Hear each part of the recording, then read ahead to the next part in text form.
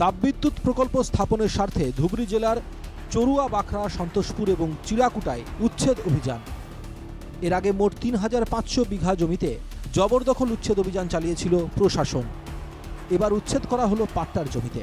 এবারে উচ্ছেদে আইন মেনে ক্ষতিপূরণও দেওয়া হয়েছে। এবারের অভিযানে একই এলাকায় পাট্টার জমিতে প্রায় ২৪০টি পরিবারকে উচ্ছেদ করা হলো। এই জমিগুলো আগেই এপিডিসিএল কর্তৃপক্ষকে হস্তান্তর করা হয়েছিল, তবে বাস্তবে জমি পায়নি এপিডিসিএল।